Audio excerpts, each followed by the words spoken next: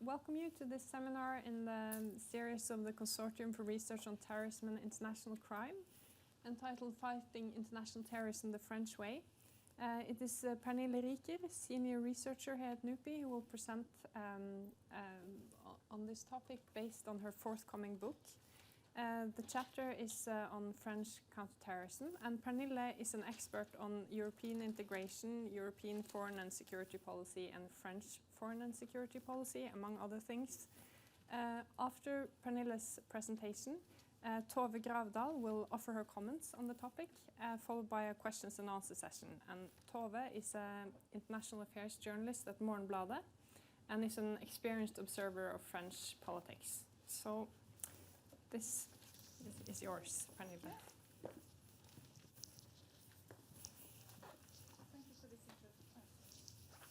Thank you for this introduction. I will talk about a chapter, as Rita said, a chapter in a book, forthcoming book. I had to say to start with that I'm not really an expert on terrorism, neither on counterterrorism.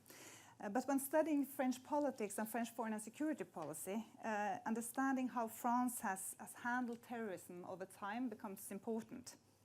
And this is why I decided to include a chapter on French counterterrorism in my forthcoming book.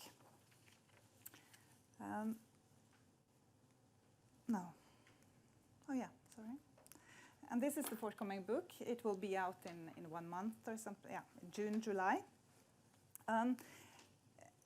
So this book is very much about French power politics and how French power politics has been practiced and is practiced today. And the subtitle is Practicing Grandeur, and it is telling as French foreign policy has always been very ambitious.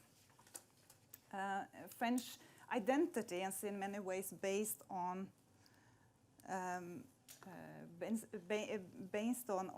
a great power identity. And post-war French foreign policy has also been defined as a fight for regaining greatness and status in international politics. And the goal, of course, is the most famous kind of politicians who kind of started this approach, and he talked about la grandeur de la France. One of his famous quotes is, "France cannot be France without greatness." And this has, and many think that this was something for that period in the post-war period, where France had as an ambition to kind of build up its kind of international status after the war. But we can see it still today. And if we look at a quote from Hollande after, was after the Bataclan attack in Paris, he said that we are the guardians of this great idea of progress, or I could say this great idea of France for the world. So this is still very much the identity of French foreign policy, of French power politics, as I see it. And even Macron, in his campaign now, argued that the political program proposed by Le Pen is the opposite of our values, our strength, and our greatness. So this is something that is important still today for France.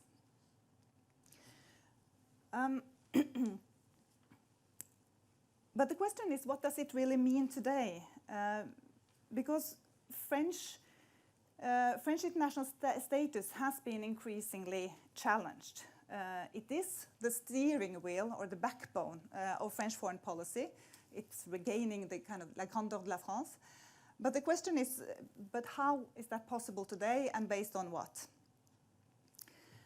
The French international status is challenged on many levels. Internally, it has a lot of problems, as we have seen throughout the campaign. It's a split society. It has the threat of terrorism. But also externally, in the EU, France is not the dominant country that it was. It has had competition by Germany. And also after the enlargement of the EU, great powers in generally in the EU has become less influential. So this has been a struggle for France to kind of keep up how to play this international role as it inspired to have. And for many years in the post-war period, and also in the beginning of the 1990s, it was Europeanization that was seen as the main strategy to have this international influence, to be an important play an important role in the EU, and to make EU powerful, French-dominated EU, that will also make France influential in the world and in Europe.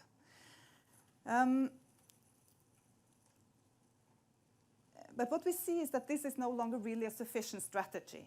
And we have seen a change over the past years, that French foreign policy practices is increasingly guided by multilateralism and international norms. We see now that the projection of symbolic power and cultural capital is seen as the only way to regain international status. And this has become the dominant approach under Hollande, and it is likely to be further strengthened by Macron. It doesn't mean that France has become this kind of normative power, but it uses, when it legitimizes its international engagement, it's based much more on the respect for international law, on norms, rather than French national interest. Because in the past, France never had this problem or it was never seen as a problem to defend French national interest. It's not seen as a problem today either, but it is put more emphasis on having a mandate in the UN Security Council, for instance, when they decide to engage in international operations. Okay, so concerning the internal dimension, when it comes to counterterrorism, which is the main topic of this seminar, and I will come back to this. This is just to say what the book is all about. There are, of course, other aspects and more of a material kind that are important. Powerful institutions, centralized system, etc., and which characterizes the French power politics in the area of counterterrorism. And I will come back to that in the end, and how this kind of French counterterrorism approach fit with this perspective of Grandeur. I'll come back to that towards the end of my presentation. But now I will go more into the details of the chapter on French counterterrorist approach, which is the main topic today. So this is the chapter on terrorism. The structure of my talk will be, first I will say a little bit about France as a terrorist target, a little bit about the French experience with terrorism, and what is special with today's terrorism in France. The next part will be on French counter-terrorist approaches, the development over time. I will take a look at the strong and the weak spots. And towards the end, I will come back to the topic of the book and say a few words about French counterterrorism and the larger picture related to la Grandeur de la France.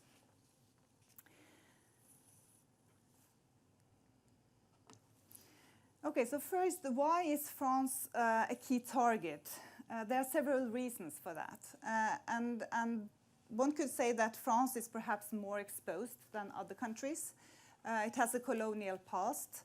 It has a large Muslim minority, 7%, which is the largest Muslim minority in Western Europe, at least.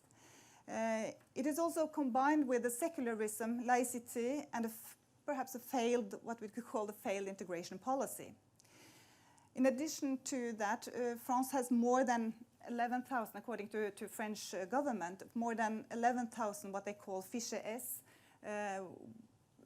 persons that are not under investigation, but persons that the French authorities follows and which have a tendency of radicalization or that could potentially be a threat to the French society.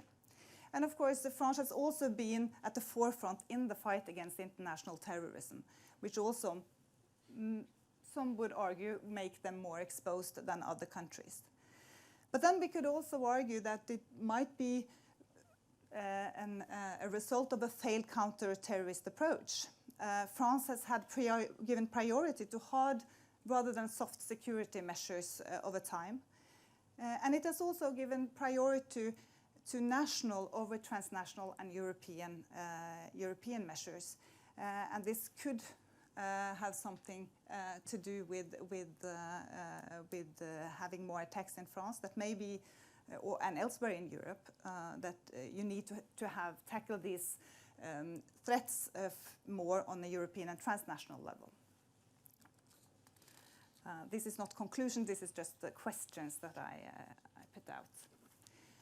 Okay, so then if we look at how France has the experience with terrorism over time, we see that France has had a long experience with terrorism. But when we look at this graph on over terrorist attacks in Western Europe, we see that it is especially in recent times, around 2015, that France is more exposed than others.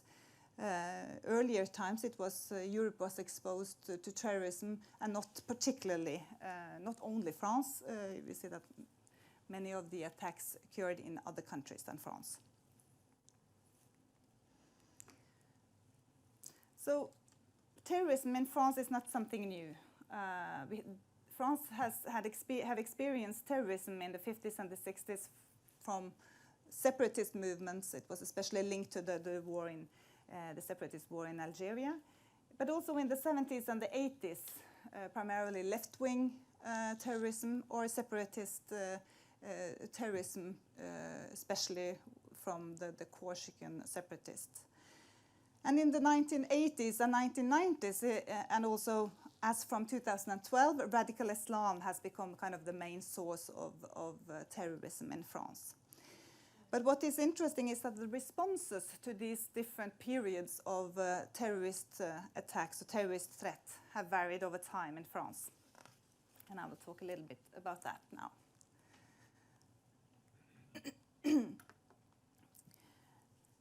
In the 70s and the 80s, France had an approach that has been referred to as the sanctuary doctrine, where the idea was to be as neutral as possible. And that meant that terrorists actually had little to fear if they did not target France or French interest. But that led to that France became in many ways a safe haven for terrorists. And this was, of course, very morally difficult to defend, both abroad, especially vis-à-vis the countries who were experiencing attacks at that time, Israel, Spain, the US. And also domestically, it was a potential risk in the sense that it could happen that these terrorist groups that were installed in France suddenly were turned against France, and they had all the logistical capacities in France. So this was a very problematic approach, and it did not work in the long run. The first terrorist attacks in France happened in the 1980s. It was 14 attacks, 11 deaths and 220 injured. So in the end, this doctrine was abandoned in 1986. After this first kind of series of attacks in the 1980s, there was a series of kind of first security measures that was put in place. The first measures was stricter visa requirements, random identity checks and bag searches in stores. And it was also a need to overcome a certain distrust between the police and the intelligence and the left that had come to power in 1981 with Mitterrand. The intelligence services was seen, were of course very skeptical to the left as such, due to the period in the 70s with left-wing terrorism. And there was a need to kind of overcome this distrust. There was a distrust on both sides, by the police and also by the left towards the intelligence services. And there was also a need to improve coordination between different units. So new and specialized units were established, both to overcome this distrust, but also to improve the coordination. And there was a special court that had special competences in fighting terrorism that was put in place with what they call in France juge d'instruction, with how do you call it? Judges that had a special competence in investigating terrorists also, and also had also this special court. But in spite of these kind of security measures that was put in place and that still exist today, attacks continued.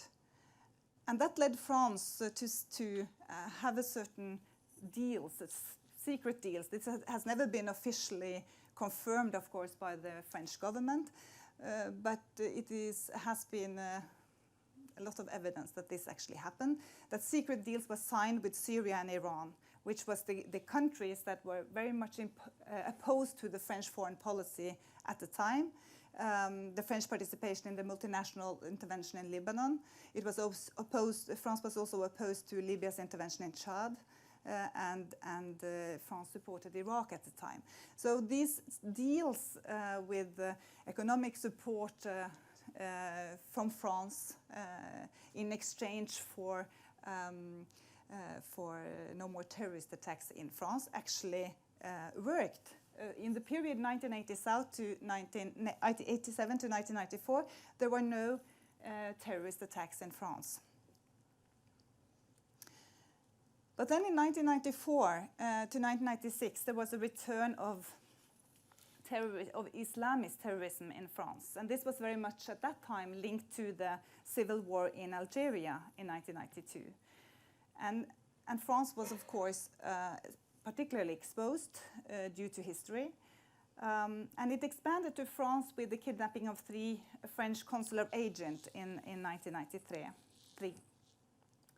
And when the armed Islamic group declared jihad against the West from 1994, France was, as I said, of course, particularly vulnerable.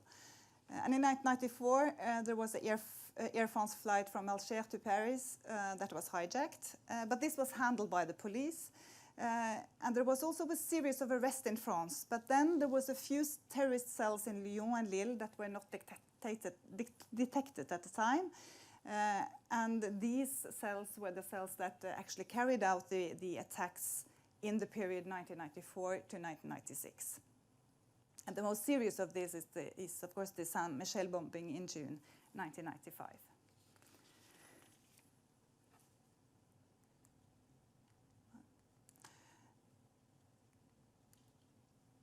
Okay, so this period of return of terrorist attacks in the 1990s, mid-1990s, also led to a period of a serious build-up of the security counter-terrorist approach. The French counter-terrorist approach, as we know it today, started really in this period. And there are some key aspects of this counter-terrorist approach that I just want to mention. First, it was this Plan Vigipirate, National Security Alert System, that actually had been already in place since 1978, but it was updated. The measures made in the 1990s also proved useful now, and it was in particular the special units and the special court system that I mentioned previously. But what happened now with these attacks is that there was an increased acceptance for introducing more controversial counter-terrorism measures. So the right to hold suspects until 4 days before charging them, the right to issue and carry out search warrants during the night, request trial without jury in specific cases, and making conspiracy to commit terrorism a criminal act. So these terrorist incidents led to kind of more controversial counter-terrorist measures. And in many ways, even though it was debated already at that time, it seemed to work, because between 1996 and 2001, there were no attacks or knowledge of planned attacks in France. Sorry. And French, in that sense, French counterterrorism was perceived as a success. And we also have evidence that intelligence information actually was offered the FBI before 9/11 that could potentially have prevented 9/11, or at least reduced the attack. But this was never investigated by FBI, and the reason for this is probably because the US didn't have kind of any, or the French counterterrorism was not that well known at that time. But in many ways we can say that this counter-terrorist build-up has worked. Between 2001 and 2010 there were some planned attacks, but all of them were prevented. But in spite of this success, the 9/11 was of course a big shock to France as well, and one started to think of that this might happen also in France. So there were increased focus on new measures. There was more attention to the link between crime-related activities and terrorism. And a series of new security measures were taken. And these can be distinguished between different types of measures: prevention, disruption, prosecution, and coordination. When it comes to prevention, there were broader mandates given with regard to the collection of data, surveillance, searches, and pre-charge attention. When it comes to disruption, some of the measures that were introduced were that travel could be denied for certain persons, internet sites could be blocked, freezing of financial assets, and the possibility of stripped citizenship from certain individuals who preach radical hate. When it comes to prosecution, financial support of terrorism was made punishable. And when it comes to further coordination, there was regional intervention units that was established and more advisors in the area of terrorism, and overcoming also the internal-external security divide with the establishment of a new intelligence agency that should overcome this advice, the CDSN, Conseil de la Défense, de Défense et Sécurité Nationale. Yeah. So this was quite a massive build-up in this period. But in spite of this build-up, we had the Toulouse and Montauban shootings in 2012, which was a real shock in France, where 3 gun attacks committed by a man called Mohamed Merah from March 11 to 19 in 2012, targeting first a French army soldier and later children and a teacher from a Jewish school in the cities of Montauban and Toulouse. He was eventually shot after by the police after a 30-hour siege in his apartment in Toulouse. But after a long period of having no attacks in France, this was a real shock. And it became also clear that Merah had traveled and maybe also received training abroad. So this was something that was put attention to. And then also, as you know, the terror attacks continued and continues today in a more brutal form. And between 2015 and 2017, France has experienced several serious attacks in France. Charlie Hebdo in 2015, Bataclan in November 2015, and then also Nice in 2016, and recently in Paris, as you all know. But the initial response by France to also these terrorist attacks has also been new and harder security measures. When you come to first the internal security measures, the first is criminalizing both visits to military ideological training camps, was the first as a result of what they learned after the Merah bombing. And also having terrorist attentions. These two things were criminalized by law. And after November 2015, we know that France decided to declare a state of emergency. And police also got broader mandates. And we see also, and the Operation Sentinelle was also decided as on January 2015, which implies 10,000 military that are deployed on French soil, especially to survey special religious sites and other sites in France that are especially vulnerable. And there are more resources given to the security and the transport sector, further strengthening of the intelligence services. And there has also been a re-establishment of border control as a temporary measure, which is possible in the framework of the Schengen Agreement for a limited period.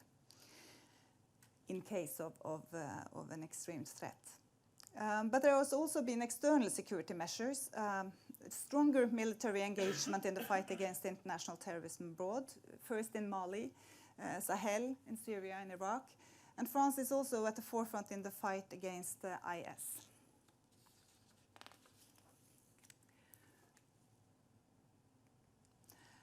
Okay, so what are the weak spots in French counterterrorism approach? Because it's clearly a build-up that is with a lot of security measures, and it has also been recognized for having a very good system on that part. But the question is if it has been too much focus on hard security measures and less focus on kind of the softer preventive measures to prevent homegrown terrorism. It has in France been less focus on addressing the root causes, failed integration policy, the rigidity of principle, and also the rigidity of the principle of secularism, laicity, is also questioned. If one compares the UK and the French approach, which has been done by some researchers, we see that there has been a difference in that regard, that in the UK there has been more focus on the softer preventive measures. The other thing that France has not given that much priority to in its counter-terrorism is the European level. There has been a certain skepticism in France to give too much authority to the European level when it comes to counter-terrorism measures. The measures such as the coordinator and the arrest warrant has been supported by France, but it has always been seen as kind of additional to national measures.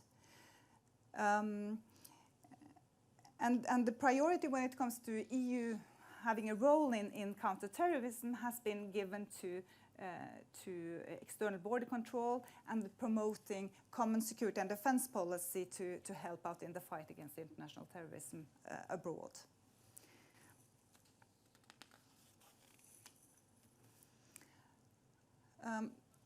And another weak spot is, of course, that which is related to the fact that France is very much exposed, is that France has many of the foreign fighters in Syria comes from France. So these are numbers from 2014. I don't have the updated numbers, but in 2014, more than 700 people traveled to Syria to participate in the fight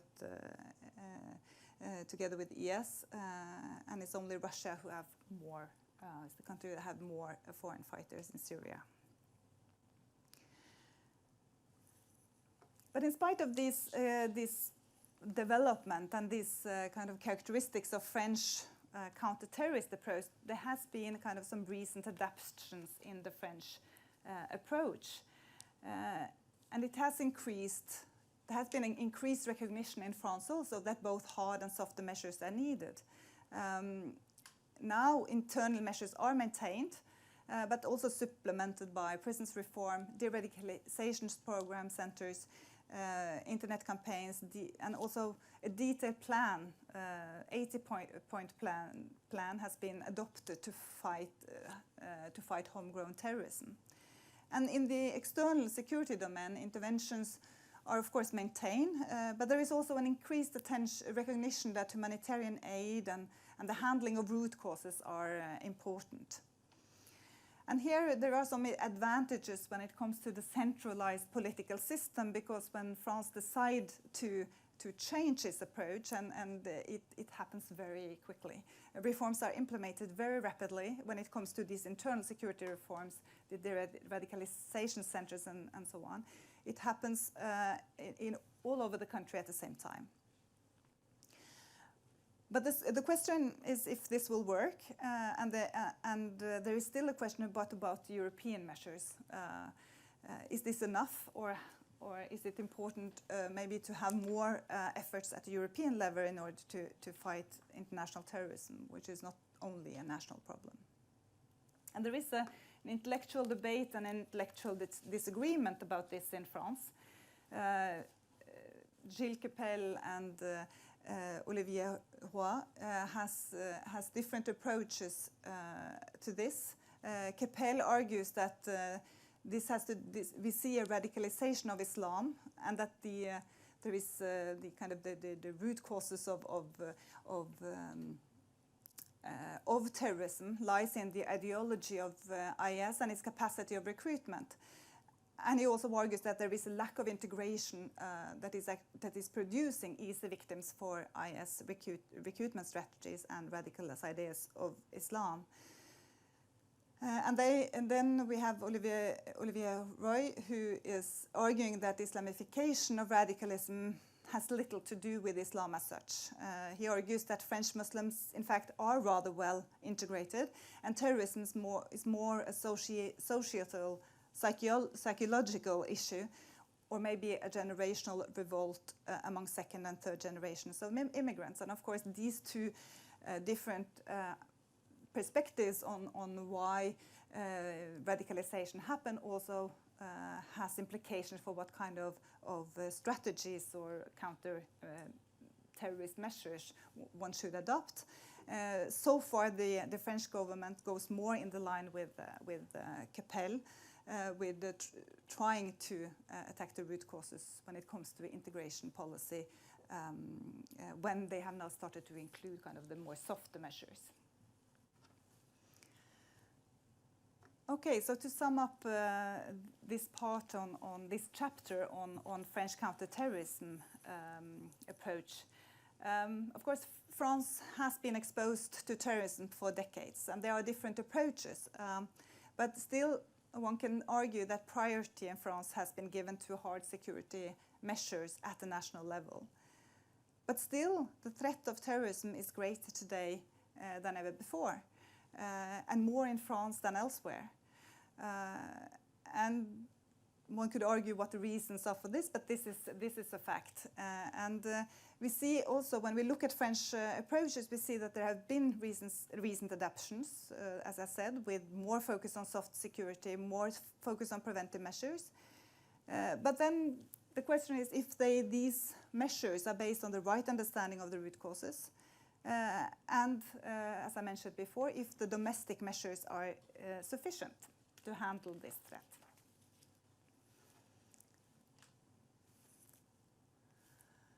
Okay, so this is the last slide. So what, just to come back to the starting point, and what does French counterterrorism tell us about French practices of Grandeur, which is the kind of the topic of my book on French foreign and security policy. It shows that there are certain status indicators in France that are still important, and it shows that in this area France has quite a lot of material power. It has powerful institutions and strong instruments. It has also shown that France is at the forefront in the fight against international terrorism.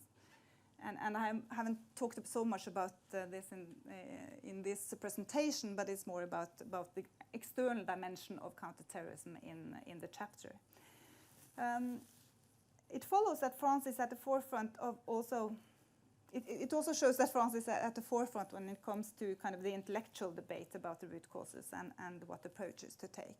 So with this, and also the fact that France, Hollande was explaining the need for greater international engagement after the Bataclan attack, he was referring to this idea of grandeur.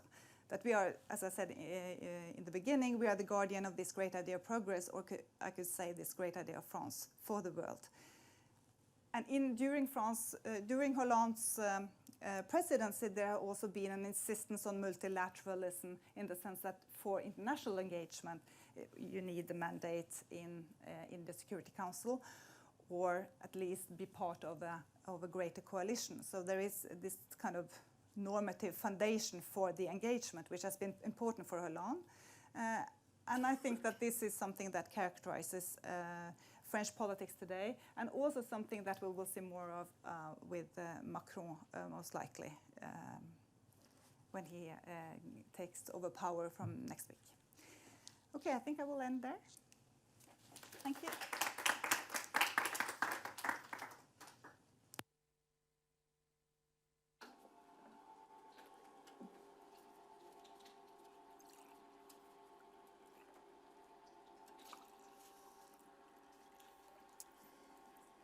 Okay, thank you, Pernille.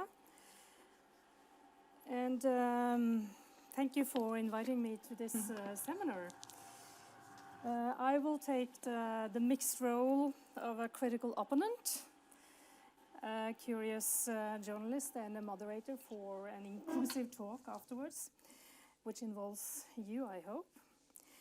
And I have read the whole book, even if it's not out yet, and I find it very interesting and it's well written, so it's easy to read. And I have learned a lot about French foreign policy and defense policy tradition, which I highly appreciate. But in the rest of the seminar, we will also concentrate on the chapter that deals with the fight against terrorism in France. And in this chapter, there is also new information to me, particularly the historic part. Even if I've covered these questions as a journalist for more than 2 decades, I started with a wave of terrorist attacks in 1995, the year that I moved to France. But I think that this chapter is a very good summary of the French experience in fighting terrorism over the last 40 years. But then, of course, I have a few critical points to the content of this chapter. We will also get, maybe if we have time, we will get into some of the points made in the other chapters. And also, I would like to draw some lines maybe to Norwegian policy, if you have the time. And of course, we have to talk about Macron and what we can expect of him. But first, my critical points to the content, which will end up in a couple of questions for you. It is a rather descriptive chapter, and it doesn't go deep into the myriads of controversies around the fight against terrorism. You mentioned briefly Gilles Kepel and Olivier Roy and their dispute over the root causes. And you are stating that France has turned from almost exclusively using hard methods in their fight against terrorism to a more softer approach. But the only 2 soft measures that you mention in this chapter is, as far as I can trace down, prison reform and de-radicalization programs. And then the debate between Roy and Kepel, you are referring to it without taking any position on what are the root causes. We had a similar discussion actually in Morgenbladet last year when 2 prominent Norwegian scholars, Thomas Hylland Eriksen and Arne Johan Vetlesen, claimed that humiliation and exclusion are the reasons for jihadism, not religion. And this sparked off a huge debate that went on for weeks in Morgenbladet. But then you also ask in the chapter, what about French society? Can it prevent young Muslim citizens from becoming radicalized in the first place? And I think this is a crucial question to respond to. And to do that, you definitely have to identify the root causes of the problem. And as I mentioned, you referred to prison reform, but radicalization of drug convicts or petty criminals in prisons is only a small part of the radicalization problem. There is radicalization going on among some young French citizens of Muslim origin in France, and it starts at a very early stage. And I refer to journalist work that I have done, speaking to teachers in immigrant-dominated areas who have students, they told me, that are maybe 12, 13 years old and who sympathized with the Charlie Hebdo killers, who deny that Holocaust ever happened, and who think that Mohammed Merah and the Kouachi brothers are martyrs and heroes. So the question is, what causes these children, they are children, to take these positions? Is it merely socio-economical reasons? Is it a breakdown of family structures? Is it an ideological conviction brought to them by their parents or by older demagogues in their local communities?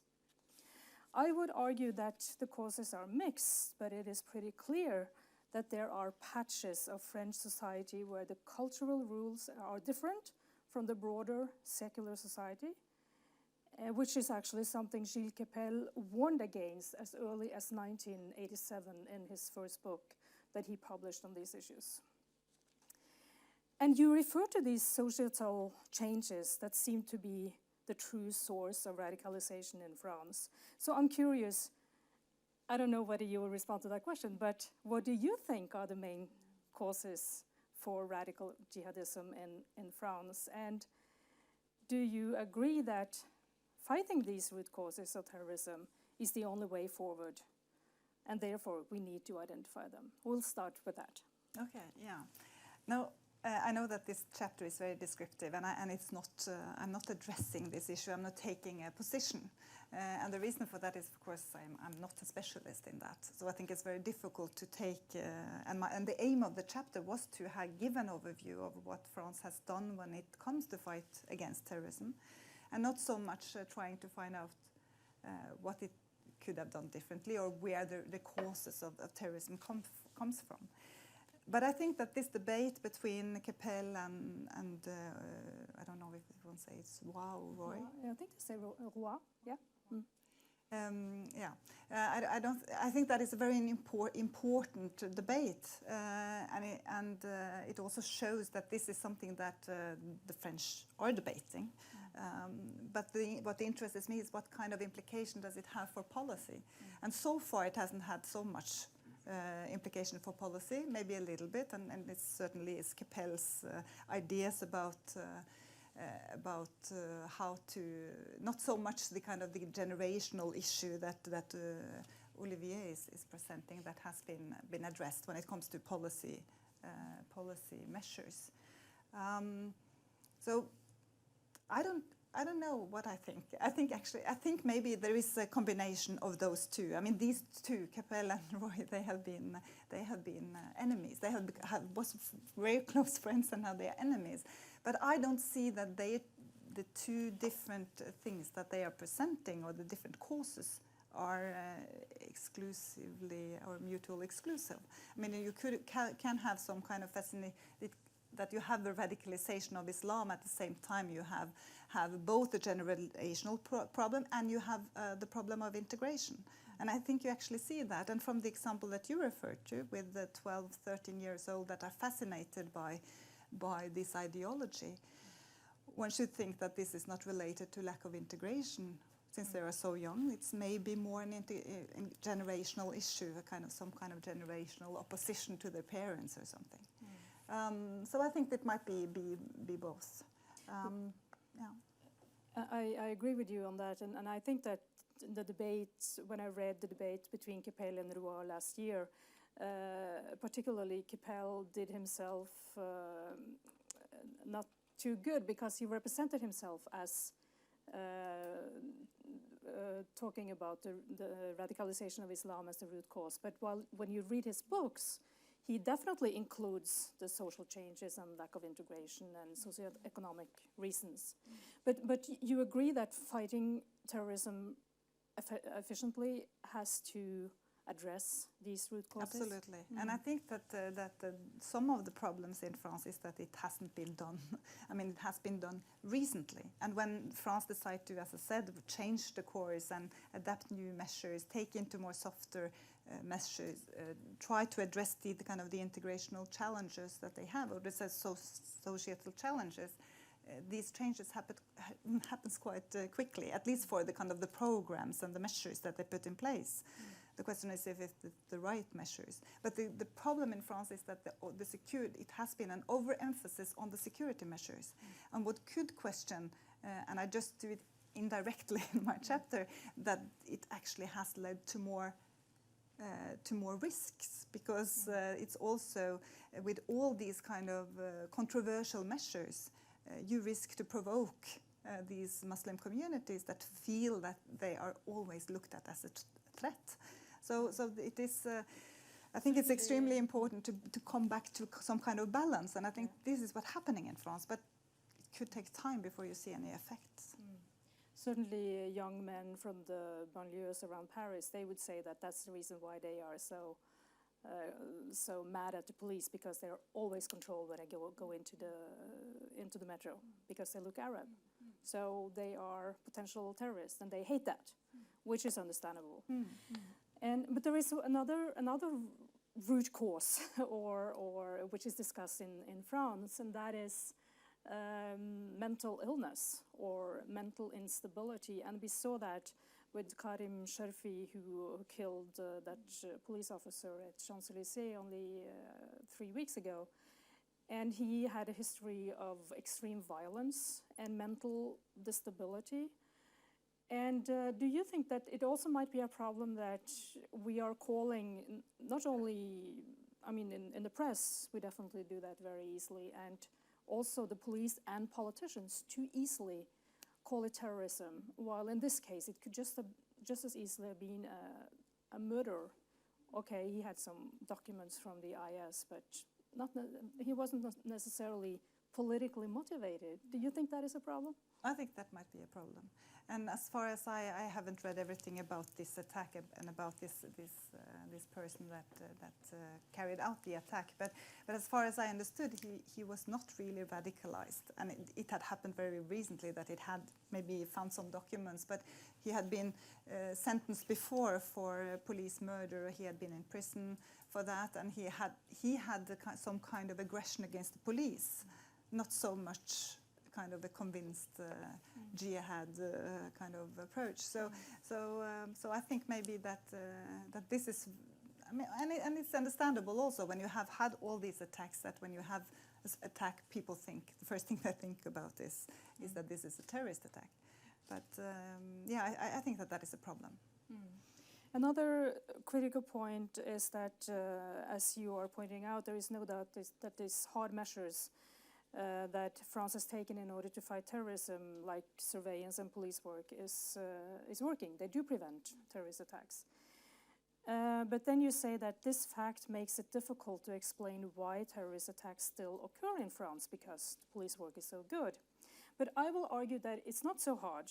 And this is based on an analysis by Gilles Kepel in his book or in an interview actually that I did with him early in 2016, because he divides jihadi terrorism into 3 waves. And the third one, he dates exactly the starting point to January 2005 with an internet post by the veteran jihadi ideologist Abu Musab al-Suri, who said that European warriors are now the main actors in jihad, and they should initiate their attacks from below, not from the top. And this opens up for any person with access to a car, a gun, a lorry, a knife, like we have seen, to perform terrorist acts, and they are not easy to spot. Do you agree with that? Yeah, I agree with that, and I think that of course they have got a much harder job, the security kind of apparatus in France, with finding these people when there is this kind of bottom-up approach to terrorism.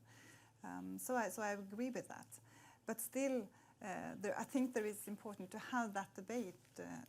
Can we just, have more? Because if one should follow that line, that actually hard security measure works, then now that we know that this is the type of terrorism that we have in the society, should we just continue having increased the measures, security measures, and it will also go counter the kind of the liberty, the personal liberty of people, and could also provoke many communities. So there is a risk of if one says that this has worked, and in order to detect these terrorists that have a different strategy, that could just take a car, or what we've seen in Nice and so on. In order to detect these people, you have to have more surveillance. You have to, and it's a very dangerous development. So I think that it's difficult to see how. I think it's difficult to see how you can have an even better security apparatus in France than you have today.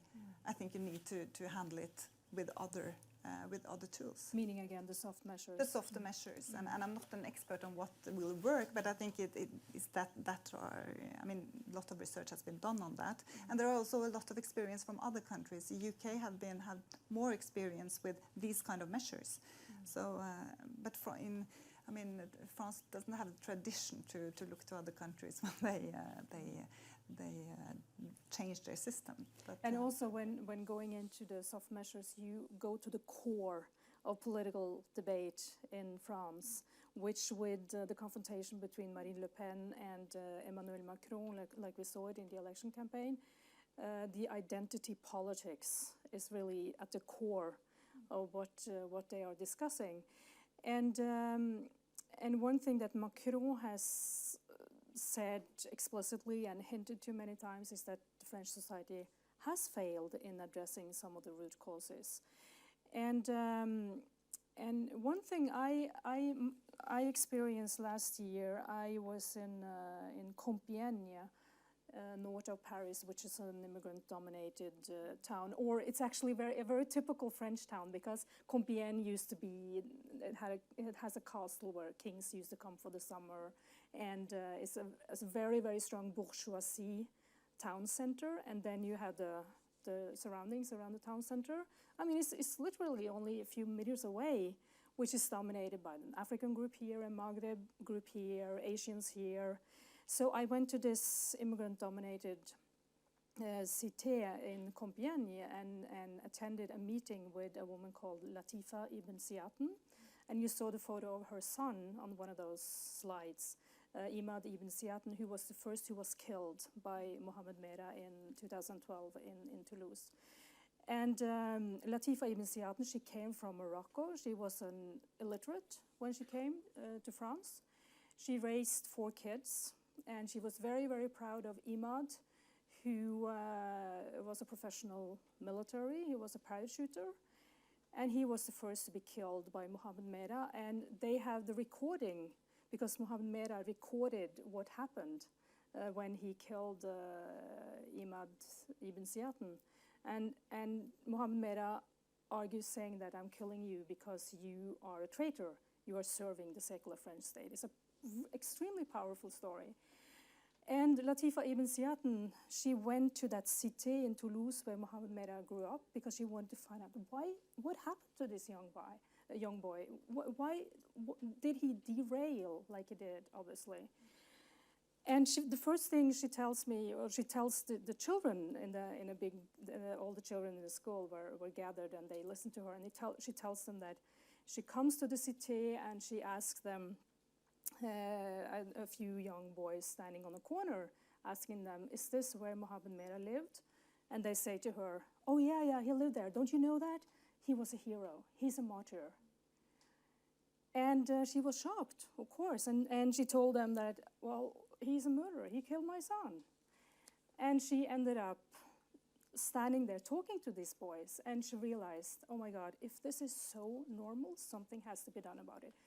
And she's now running a foundation. She's traveling around in France, talking to youngsters, and she does this really groundwork in preventing radicalization of young French of Muslim origin. And it's a huge challenge. And she's stunned by the fact that so many regard Mohamed Merah as a hero. And we saw that with the Kouachi brothers and the other terrorists as well. So, but this is a long shot. And what my impression also is that the political elite, which is a problem in France, there is a certain elitism in France, which makes them blind to this reality.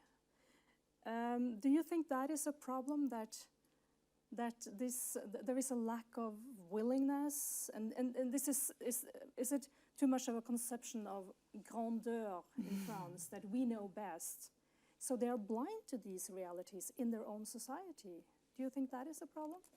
I think that has been a problem until now, and France is a very elitist society, as you say, and maybe they are not totally aware of this story that you refer to, that these things are actually happening, and it's so powerful.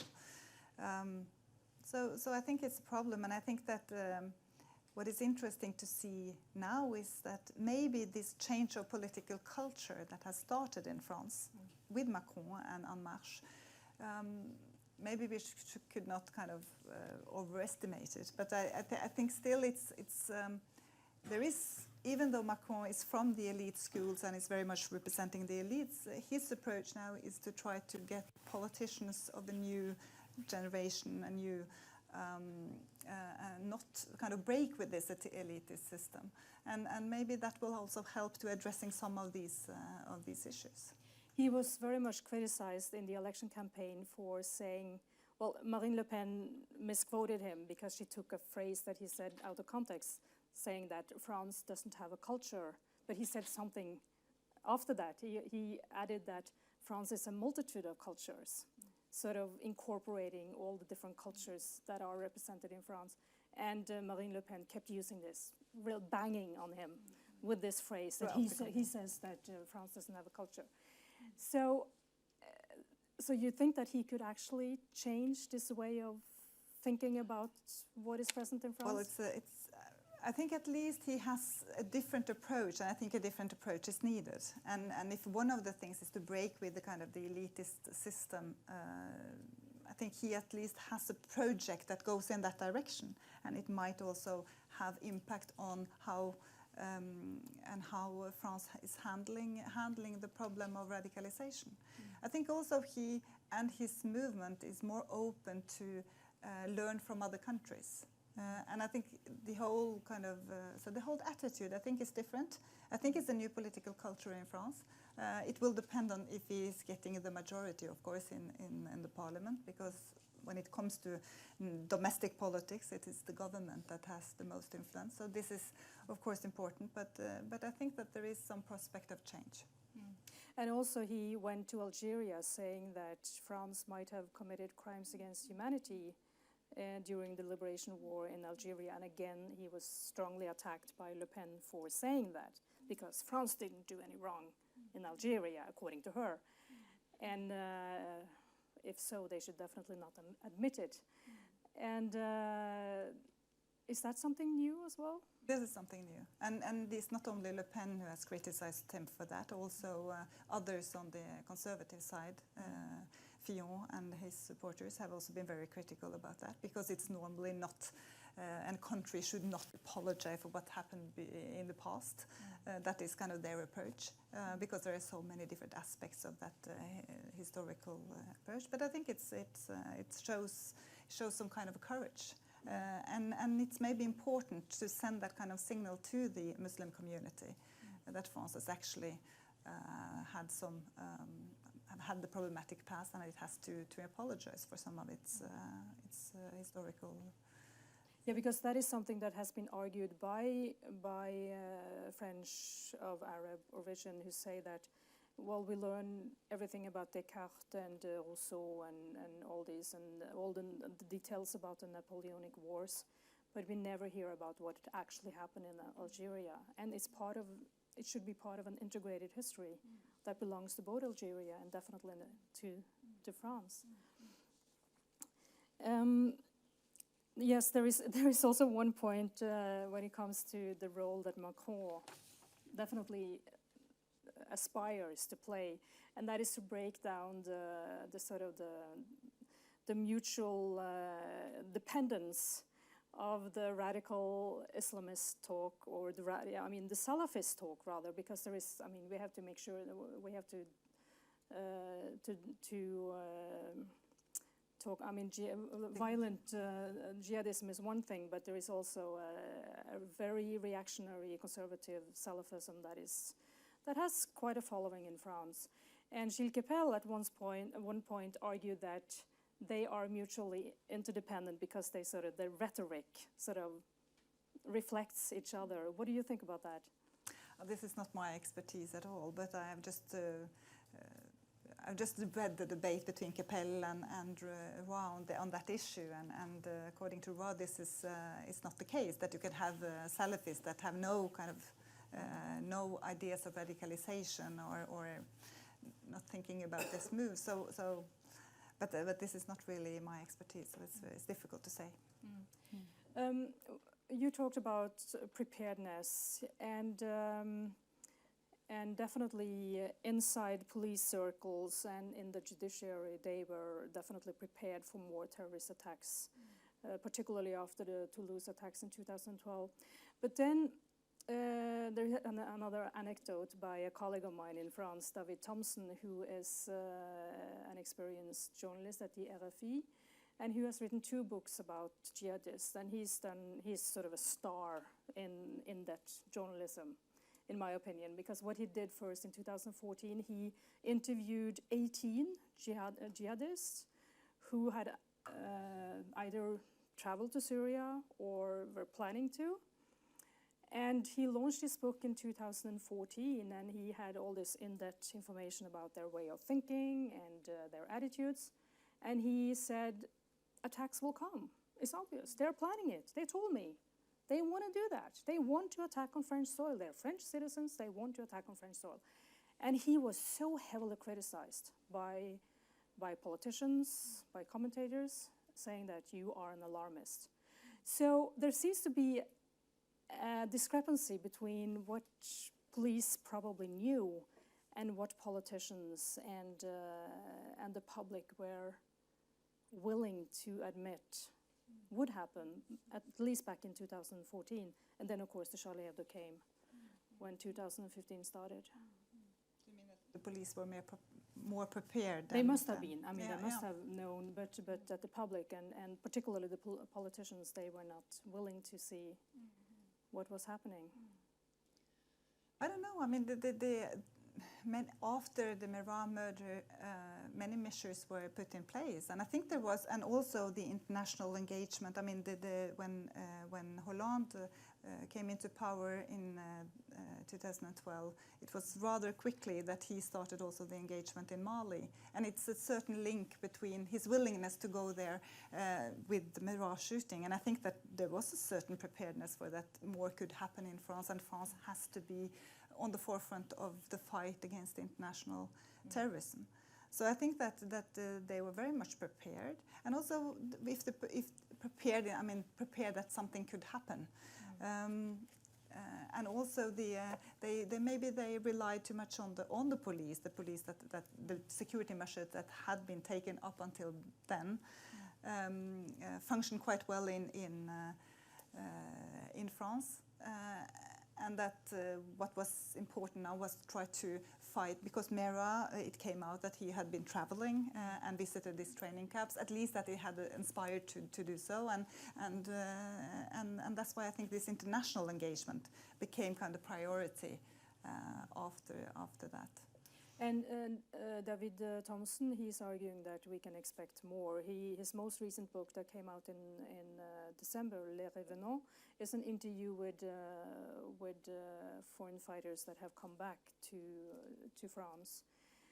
And the figures that he uses in that book is 2016 figures, and you refer to the same in 2014. And he says it's about the same, it's about 700 that are still in Syria. 230 French citizens have been killed. And also, importantly, in addition to them, there are 400 children that are either born in Syria or brought there who are French citizens. And most probably they will come back. They will, and there are people coming back. And the stunning thing about the account and the interviews in his book is that almost all of them, they do not regret. They were unhappy with certain things about living in Raqqa and living under the IS rule, but they have not taken any distance with the ideology, and some of them are ready to perform attacks in France, and so this will continue. This is still a threat. This is still a threat, but the question is what to do about it. And I think that it's very difficult to see how, and that is my point in this chapter, is that France has a very good security approach. When it comes to internal measures, I cannot see how more can be done on that, on that part. So it has to be. There are other areas where you have to kind of put the emphasis, and especially when it comes to how to do something with the split society. Yeah. And it's of course difficult to know exactly what to do, but it is a very split society, high unemployment, and of course the Muslim minority is very much often unemployed, is often overrepresented in these statistics. So this is So it has to be an approach that is attacking different types of root causes, both kind of the societal and economic, and also kind of de-radicalizations processes and so on. But my main point is that I don't think that internal security measures will be the solution. And of course, the international cooperation in this area has to be strengthened. So they might have to end the state of emergency and then focus more on the softer measures? I don't know. Of course, when something happens in France, it's natural that the state of emergency is prolonged for a period. But you cannot live in a permanent state of emergency. So I think that this has to be, at one point, you have to go on with other measures. Another point that David Thompson is making based on his interviews, and others have confirmed this as well, is that the de-radicalization programs that have been put in place, they don't work. I mean, people coming back from Syria and going through these programs doesn't change anything, apparently. Before opening up for questions, I would like to ask you about something you do not touch upon in the book, but which I think is interesting because and that is the relationship between Norway and France in fighting terrorism and maybe addressing some of the root causes. Because Norway is increasing its aid to fragile states, and the Sahel in particular is getting more attention. And Norway is now reopening embassies in Mali and Tunisia, which is one of the two other countries where jihadism has a strong foothold. And there is a substantial increase in aid in the whole Sahel region. And it's obvious to me, even if Birgit Dende doesn't say it directly, it's obvious that this has to do with fighting terrorism in countries where it's present. And this is a region where France is already very active. It's part of the francophonie, and they speak French in these countries, some of them. And do you know how the Norwegian and French cooperation is in this region? I don't know, but traditionally there has not been a very close cooperation between Norway and France. And this is, of course, necessary to strengthen if you want to engage in that region where France is so much engaged and also has so much competence. And I think that I think it's important now in general after Brexit for Norway to have a closer relationship with France, because France is going to be more important in the EU with the change of president. We will see a strengthening of the French-German relationship. So both in terms of our European politics is important, but also when it comes to engagement in Africa and in the areas where France is kind of taking the lead. And also it's interesting the way you describe the change of the basics for French foreign policy, more emphasis on multilateralism and international organizations. And this is very much in line with what Norway as a small state has promoted for many, many years. Do you think there is an opening there for more cooperation? I think there is opening, because I think, there has been a huge change in French foreign policy over the past year, and actually, especially under Hollande. Hollande has been very much criticized for his policies and that he has been a weak president. But when you look at the French policies towards Africa, you see actually a big change. It has been tried for years and years to try to change this policy, coming out of this France-Afrique idea with very close bonds between a lot of corruption scandals, interventions based on French national interest. But what we see now, it started before Hollande, but we see now that the interventions are much more based, at least legitimized, by referring to having a mandate in the UN Security Council. It's based on multilateralism, it's based on international law. And one could say that this is just the words, but still it is much more in line with the Norwegian foreign policy than the previous French policy of how to they have never had the problem of saying that we will intervene here because it's in our national interests. But now the discourse has changed completely, and it's much more in line with Norway and the other Scandinavian countries' way of thinking about foreign policy. So I think definitely there is room for more cooperation between Norway and France. And maybe even more so with Macron, because he has, in addition to having many of the same kind of policy priorities as Hollande when it comes to foreign policy, he also has a different style, a style that is very much recognizable in Norway and the Nordic countries, a style of dialogue, focusing on dialogue, compromise, and multilateralism. So I think that it could be, with a new government, new president, even easier to cooperate with. Macron has even said that the Scandinavian social democratic tradition is an ideal for him. So there seems to be reasons to believe there will be more cooperation. But you also pointed out that more multilateralism in France doesn't mean that their foreign policy is more normative. No, and I think that is important, because that is often kind of seen as the same thing, that if you defend multilateralism and international law, then you're normative, but it's not necessarily so. I think that for France, and this is the main kind of argument I make in my book, is that France is still very much kind of the ambition for France is to play a global role, is la grandeur de la France. It's still very much kind of the backbone of French foreign policy. But over time, it has realized that this cannot be based on material power. It cannot be based on interest-based policies. It has to be based on playing to its cultural capital, playing to being kind of the guardian of principles and the principle and the ideas from the Enlightenment, in a sense. So I think and this is very much a turn, and I think that this turn started in 2003 under Chirac with the Iraq War, but it has become, and then it was only in that case, but I think it has been more important, and we see it now in more or less all different foreign policy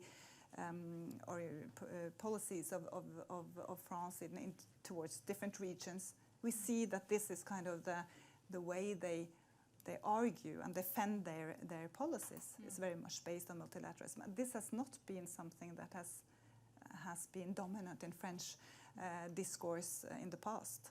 And with a president in the United States who is at least rather incompetent when it comes to foreign policy, and who also ran an election campaign on a more protectionist approach to the rest of the world, it opens up another room for France. Absolutely. And I think that France is ready to kind of take that space. What do you think will happen with Macron and Russia? No, it has. I don't think we will see a big change compared to what we have seen under Hollande. And of course, the other candidates, some of the other candidates had proposed a change in the policy towards Russia. And France, of course, have a long tradition with the close cooperation with Russia.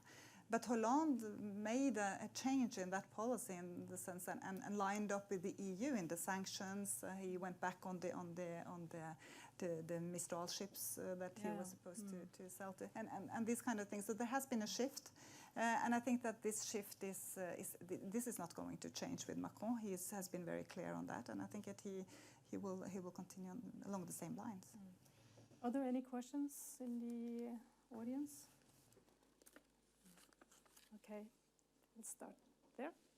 You have a microphone there. And introduce yourselves, please. My name is Kjell Stamnes. I'm a private person here.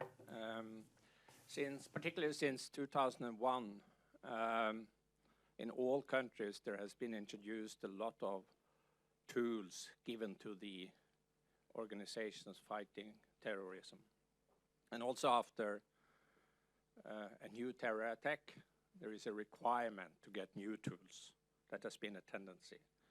Have you in your book looked more into the quality and efficiency in the organizations fighting terrorism in France compared with other countries, for example? I think that is a very valid question based on what has happened in France the last 2 to 3 years. And since we have a journalist here also, I think I'm missing a little bit the journalists, not only in France but in other countries, putting a much more critical eye on the question about quality and efficiency in the organizations fighting terrorism.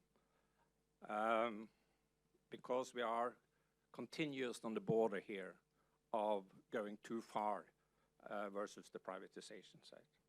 But my question is directly to France, the quality and efficiency. Have you looked into it? No, I mean, as this is not really my field of expertise, what is kind of the efficient measures and so on, I haven't, it's difficult to say if the kind of measures undertaken in France are efficient. I have only seen on that after having included new measures, you see a kind of that there were no attacks for a period, and in that sense, it could have worked. And we also have data that even though France has had a lot of attacks over the last years, we also know that they have prevented a lot of attacks. And preventing a lot of attacks, it seems that something is working. But it's difficult to give an answer to that if it's, and I think in order to do kind of a real, you have to do a real profound study of all the measures and compare it to other countries, how they have their, how they have built up their kind of security system. But I think still that when it comes to security, and both internally and externally, the French are quite competent. And they have learned from the past. They have had experience for terrorism over so many years, and they have done changes over time. So I would not think that their measures, the measures that they have taken on the security side, are the biggest problem. I think that it's the biggest problem that they have had too much focus on this aspect instead of the kind of the softer areas, international cooperation, the EU level, and so on. But this is not. I cannot say that for sure. But from what I have seen, I think that is. I think you're right when it comes to the media coverage of measures taken after. I mean, we saw that back in 2001, how the media in the United States were they were so shocked, obviously, that they forgot to ask the critical questions to those measures that was voted by Congress. But I do see that in France there are some good journalism done on that point, because an example of that is what happened right after the Charlie Hebdo and the Hyper Cacher Market attacks in January 2015, because then France reacted with really exaggerated measures. Christiane Taubira, who was the Minister of Justice at the time, she sent a letter to all the procureur, I don't know what it's called in English, and I mean, all this judiciary language is really hard, but those in charge of, pardon? Prosecutors, yeah. And she ordered them to really make sure to implement regulations about punishing people who expressed sympathy for terrorist acts, which ended up, and I remember at the time I read a lot of articles about it, and they gave example after example after example on how the police had misused this order from the Minister of Justice, like stopping people who were drunk in the street and saying, "Oh, I'll take a gun and shoot you," and then in and judging them for violating these terrorist acts.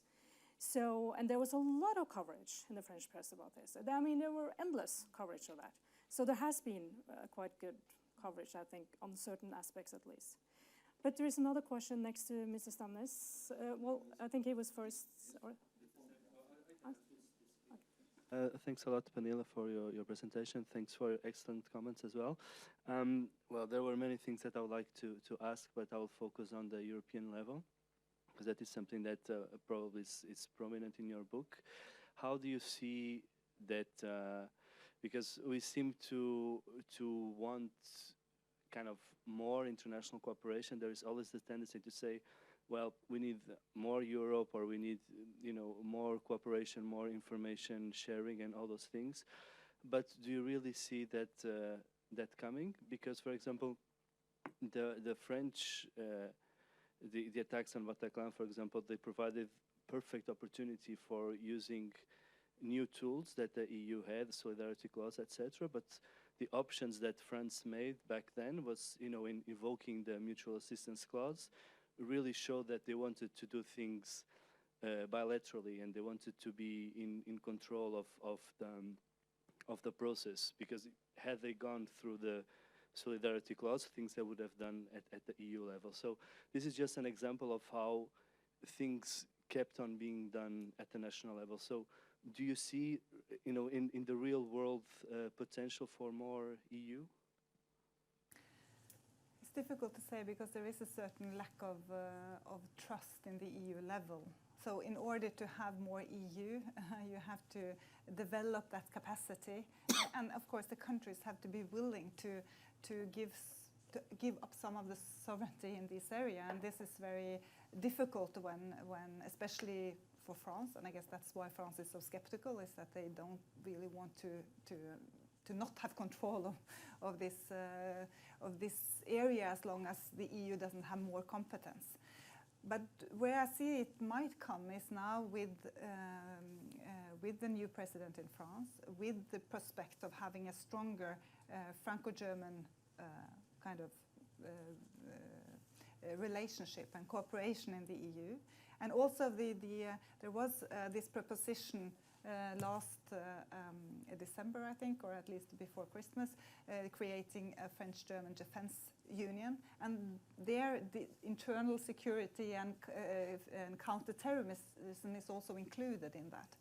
And we will see now, after Brexit, we will probably see more kind of core countries working together. And I think that will be the only possibility to do this. You will not have kind of a counter-terrorist approach on the European level with all the 27 countries. But you can have some smaller groups, France, Germany, and maybe a few others, that are ready to go further, and to have some of these European measures that I think are necessary in order to fight this threat that is not that is transnational in some sense, and that this terrorist group can operate in different countries. You need to have more coordination and cooperation. So I see, but it will not happen right away. It will take some time. But I think if it will happen, it happen in the smaller groups of countries. Just a follow-up on that. One concrete proposal that Macron came with in the election campaign was to establish a border guard, a European border guard of 5,000 people from all over Europe. But you refer to the EU existing border guard system that was established in December 2015. How does Macron's plan come into the EU plan that already, or the system that is already there? I'm not. I don't know actually, but I think that his what he has repeated throughout the campaign, and is also in his program, is that he wants to strengthen the external borders of the EU. So I think that, and I haven't really thought about that, how that fit together. But I think that he will give priority at least to that, to what is already in place, and try to strengthen that at the same time. I think, but it's we'll have to see. I don't know. Yeah, it will be very interesting to see, because Macron he's promoting European cooperation. So, and that is a little bit a break with what you are describing in your book as.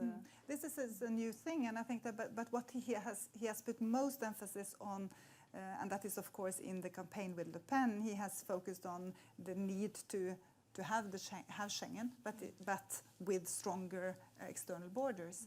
So we haven't talked so much about kind of the prospect of having a stronger European cooperation when it comes to counterterrorism. But on these external border controls, he has been quite clear. We have two questions here, but the one next to Mrs. Stamnes. Ja, tack. Jag heter Harislef. Yes, my name is Harislef, and like the person beside me, I'm a private person here. Well, I agree with your opinion, as I think that you both share that opinion, that France will be more important and I might perhaps also add, should be more important for Norway in the time coming. Well, what then? I think it has been overlooked because of what is happening these exact days in France. That is what has been yet overlooked in Norway. The FN is exploding or imploding or whatever you will. Marion has retired, and she was the talent, and she was the one that could build up that party to a big party. She has retired, and the members of FN feel deeply disappointed with what has happened. And what has been revealed shortly before the elections was that Le Pen, she was supported by this organization, GUD is called, G-U-D, which is in fact an organization dating from the 1970s on violence. And that was her secret relationship, which was underlying the party. And that might be broken up so that those violent organizations on the right wing may come back. And that is the risk situation, I think, which has been overlooked both in Norway and in the rest of the world. Because everybody is having their focus on what is going on around Paris and among young, well, let's say Arabic, young Arabs there. But I think that what you mentioned with reference to this Olivier Roy is valid analysis to a very great extent. And what is then coming up is supplementing this risk situation. More than half of the police force in France is in fact voting or supporting Le FN. And they have been contained with the situation that has been. But what is one of the shock scenarios in France? That is the fighting between the police and young Arabs. And the police is infiltrated by FN and right wing. So there you have a scenario which has been overlooked. And it would be interesting to have some comments on it.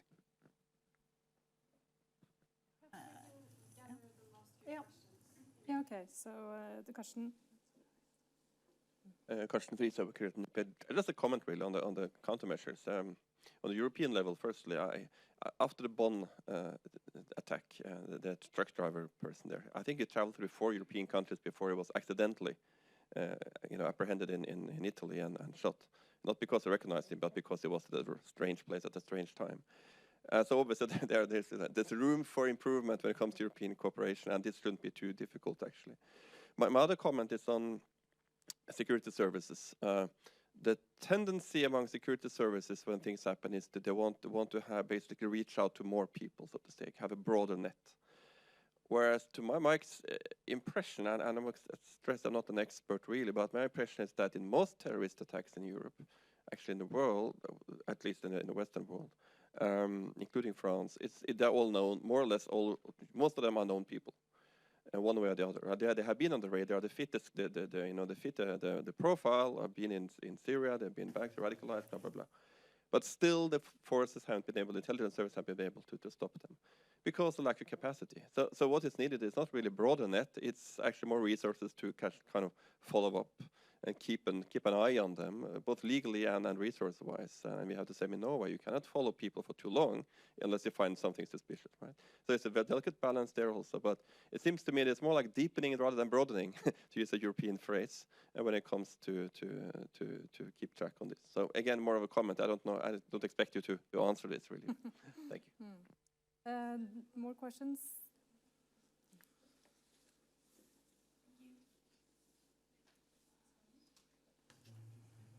Thank you. My name is Marin. I also work here at NUPI.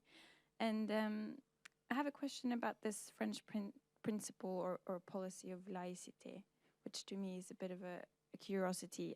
I don't really understand how it kind of plays out in French politics. And as you mentioned, it's been practiced quite strictly over the years, perhaps with a negative effect in terms of radicalization or alienation of Muslims in France, maybe because they don't get to express their identity. So I was wondering if you could say something on that, on this principle, and also in light of Macron and his, from what I understand, quite strong embrace of multiculturalism. Will we see a change in how this principle is practiced in French domestic politics, or does this principle run too deep in French society? Thank you. Okay, so should we wind up there? With 3 points? Yeah, I think we'll just end with those. I mean, that question you asked, we could talk about that for another 2 hours, please. Yeah, I think I can start with the last question, and you can maybe fill in, because maybe you know more about this than me. But laïcité is something that is it's something of very important to France and for the Republic, and for the kind of, one says that France is an elitist system, but at the same time it's a system where everybody has opportunities, and there should not be any differences between where you come from and what kind of religion you have, and so on. So it is practiced very strictly, in the sense that you cannot show any religious symbols in public schools, etc. And so this has probably, as you said, could also have been or be felt as provocative for the Muslim community, and some kind of identity problem. So that is clearly a challenge, and it is debated in France. And we had a debate concerning the burkini last summer. So this is something where you have people that are very strict, that this has to be respected. But it's very difficult to argue that people on the beach cannot decide what to wear. It's of course easier to say that in public schools you cannot wear religious symbols like headscarves and so on. But so it's difficult. It has, for some, it has maybe been taken a bit too far, and that is a challenge. Yeah. Do you want to fill in on that? Yeah, well, when it comes to laïcité, an important point is that most people, even of Muslim background, I mean, wording is important here, because we wouldn't say that all Norwegians are Christians and some are Muslims and some, because we are secular. Most of us are secular, and that is the same is the case in France. Even people with Muslim cultural background, they're totally secular, and they're totally fine with this principle of banning headscarves and kippah and the cross in school. And I remember really well when this was. This debate has been going on since 1989, when 2 girls were refused wearing their headscarves in one school, and that sparked off a debate that went on until the ban was finally voted on back in 2003, 2004 maybe. And I remember at one point seeing a young girl of Arab origin on the television saying that, if the French state is not protecting us against the pressure from all this conservative old man that comes up to me in the street saying that you're not wearing the proper clothes, if the state is not protecting me, who will then protect me? So, and that to me was something, oh my God, this is really important. And I think that she might be the majority of young girls of Arab origin in the French banlieues, but we don't hear much from them. We hear a lot from the very few who claim that the only proper thing to do as a Muslim is to wear your headscarf. And they are a minority among those 5-6 million of Muslim origin in France. And this is very important to understand, that the principle of laïcité, well, yes, it might have provoked radicalization, but it's also heavily defended. And the basic for it is to protect minorities It was introduced in 1905 with the separation of church and state, and it was in order to protect minorities from being harassed and discriminated against. So, but I do agree. I mean, there has been some an implementation of it, like the Burkini debate last year was such a horrible thing to follow. There's also another aspect. It has been, when it comes to the radicalization in the prisons, has also been a problem, this laïcité, which has, because in many countries you have priests going into the church, into the prisons, talking to the prisoners and so on. And in France, this is not done because, and of course not the imams either. This is not regulated. So you have kind of Catholic Church is taking hand of that. And they are, of course, organized in a rather good way, so that functions. But when it comes to the imams, this has been not controlled at all. And there have been many radical imams going into the prisons talking to the prisoners. And this has been possible because of this laïcité. So this has been also argued as a problem. And this is starting to change in France and opening up for possibilities of having recruiting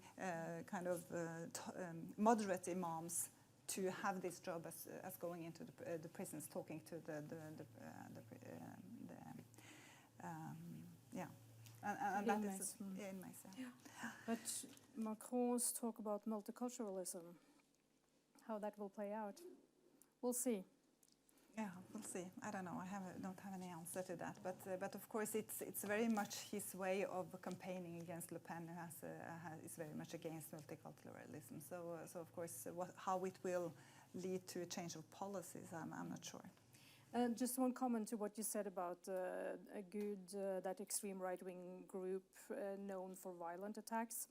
And their sort of infiltration into the Front National ranks.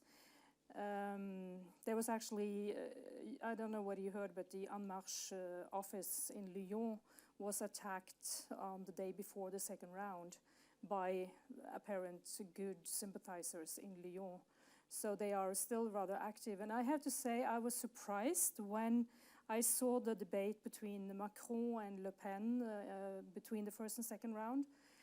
And Le Pen did a really bad figure. I mean, she was really bad, and Macron was so much better than her. But he was weak on particularly one point when she attacked him for accepting the support from the UOIF, which is a Muslim organization which is linked to the Muslim Brotherhood. And this is an interesting group. I interviewed one of their representatives a couple of years ago, well, that was just after the Charlie Hebdo attacks, and they are pretty radical. And it was a very harrowing experience to sit close to a person who was more or less defending the attack on the Charlie Hebdo newspaper. But they have been marginalized. They are not very important any longer because they have lost several court cases against Charlie Hebdo that they have been in front of, so it's not a very important group for organizing Muslims in France. And Le Pen, but they embraced Macron. They said that they supported him. So Le Pen used this because Macron didn't say, I don't want their support, because Macron said that, well, I cannot make any judgment about groups as long as they haven't committed any criminal acts. So, but he was weak on that because I was sitting there waiting for him to attack her back, saying, so what do you say about the right wing, all the groups that support you? I mean, it's a multitude of them. And I think you're right that France has to be aware of the threats from those right-wing groups, because with increasing frustration about not getting into power and not expressing their views in regular democratic political ways, that's always a cause for extremism. So I think you're right that France and Norway as well should be aware of that. I also agree on that, but I think that it will be interesting to see what will happen with Front National now after the election, because she had said in her speech when she knew the result, she said that she will change the name and do some major changes in the political party. And one of the things that she might change is to continue this process of kind of normalizing the party and maybe take more distance to these groups like GUD and others. That might be a development, but these groups will of course continue to exist and might also continue to support her. But yeah, but they are definitely present. There is. Should we? Well, a question also put. More. Do you have any comment to what he said? Well, I think that you talked about the resources. That it is more a question of resources than capacity. Was it? Or no, I don't remember. Repeat your comment. I don't remember. Okay. I probably agree.